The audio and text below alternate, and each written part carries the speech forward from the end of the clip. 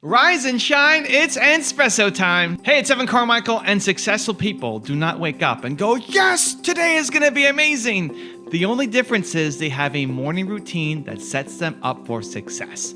So let's start your day off right together, grab your coffee, and in honor of the recent one-on-one I did with Mel Robbins, get ready for a shot of espresso from our vault with Mel Robbins. I wake up every morning. Espresso, keep me going. I wake up every morning. If you're going to follow influencers and you're going to look to other people for advice, remember one thing. Would you actually trade lives with them? Would you actually want to do what they're doing with their life? And if the answer is yes, then listen. Yes. But then always come back and reflect on whether or not that advice feels true for you. Yeah. And adjust it. Because the things that I'm saying, they work for me, and I know they work for millions of people. But they might not work for you based on your mental health, based on your financial situation, based on what's going on with your family. The timing might not be right. You might not be mentally capable of doing these things without professional help. So you have to be responsible for yourself. Yeah. And that's the most important thing about personal development. Yeah. Nobody has the exact life you want. Nobody. This is why so many people have a challenge learning from mentors, because you're looking for one person to teach you everything. That one person does not exist because you want a unique life. Because the perfect you doesn't exist out there yet. You have to create it. It's on you. And so the way to get through it is to model from different people. It's to look at, I want to learn this from this person, and this from that person, and this from this person, this from that person, and mix all of those things together to build an amazing life for yourself. This is partly why I created my channel. I want to be able to model success from all sorts of different people, and every video that I make, I've learned something from. All the people that I've profiled, I've learned something from them. If I personally, me, Evan Carmichael, haven't learned something from that video, then I don't post it. And there's been lots of people that I haven't posted because I just didn't learn anything from them yet. And so it's a great challenge to yourself, because I think we only tend to look for people who look exactly like us. And that's a great way to learn, but it's also a boxed way to learn. Where if you can challenge yourself to learn from someone who you don't like, I think that's when real learning actually gets unlocked. The first top 10 I made was on Kanye West, and it was somebody who actually I didn't like a lot when I was younger. I thought he was too egotistical, too brash, too arrogant, too insulting to people, and I learned to learn from him, and it made me better. And that's why I made the top 10. And I'm not saying Kanye's perfect. He's the perfect Kanye. He's perfect for him. He's not the perfect you. You don't want to be Kanye. You want to be you. But you can learn something from Kanye to be a better you. If you look at my wall at home, where I usually make my videos, I've got a picture of Steve Jobs behind me. I got a picture of my parents behind me as well when I'm 8 or 9 years old. I want to learn how to be a visionary like Steve Jobs, but I don't want to learn how to be a father like Steve Jobs, because he wasn't a great dad. I want to learn how to be a great father from my father, but I don't want to be a visionary like my father, because he wasn't a visionary, right? I'm making this weird hybrid life that doesn't exist yet called Evan Carmichael. I'm trying to build up the perfect Evan Carmichael life and learn from the people who can teach me how to get to where I need to go. And the best way to do that, I think, is to find different people who have one thing to teach you. Don't focus on the reasons why you hate them. It's amazing. Don't worry about that. Don't adopt those things. Don't learn to be a father like Steve Jobs. Amazing. You can still learn from him. People criticize Steve Jobs for yelling at his employees and being a bad boss. Amazing. Don't learn that from him. You can be a visionary from him. There's lots of things you can learn from Steve Jobs. And it's being able to split those things apart. That's where people really struggle in finding mentors. Your mentors, it's okay if you disagree with 95% of the things that they're doing, as long as there's 5% that you're still learning from. Reject the rest. Don't digest it, right? Poop it out.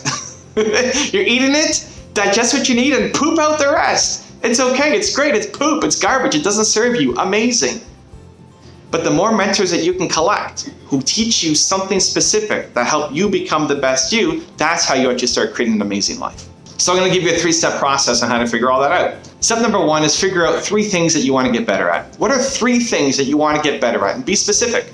Do you want to be a better entrepreneur? You want to be in better shape? You want to be a better husband, father, wife, daughter? What are 3 things, as specific as possible, that you want to get better at this year as a human being? Number 2, who can you model those skills from? Look at who's had success in those areas. If it's relationship, who has an amazing relationship? It may not be one of the gurus that are out there. Who has an amazing business? Who has an amazing marketing plan? Who has an amazing YouTube channel? Like, what's the thing that you want? And then find out the specific people who've done exactly that thing. So next to the 3 things that you identified, come up with 3 different people who've accomplished success in those fields. And then step number 3, I'm gonna give you a challenge. I want you to figure out who can you learn from that you don't like. So you got 3 people who you do like in each of those 3 things. I want you to add 1 more person for each of those 3 things you want to learn. Pick someone who you don't like. Pick somebody who's had success in that thing that you want to get better at, that you do not like, and challenge yourself to learn from them. Because I believe that when you can learn from people who you don't like, at least be open to it. At least be open to it. At least say, I'm going to put aside my prejudice for 30 minutes, and I'm going to try really hard to learn from this person. I'm going to pretend like they're not them. There's somebody else who's had success in that field, and I'm going to try to learn from them. Force yourself, at least for 30 minutes, to have that perspective change. And it might surprise you the results that you get.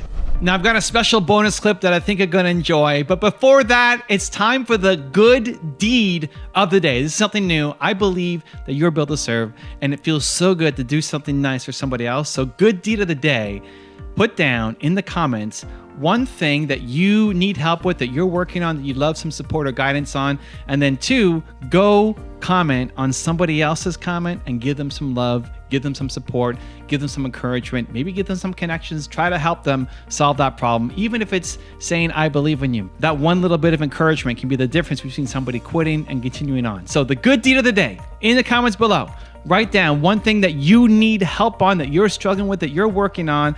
And then part 2 is go give love to somebody else in the comments too, and let them know that you believe in them as well. Tom, am I going to make it? Do I have what it takes? When you look into my future, can you see me making it? And I'm going to cut to the chase for all of you, and you're going to mistake what I'm about to say for good news. And then I'm going to tell you why it's actually the worst thing I could tell you. You all meet minimum requirements.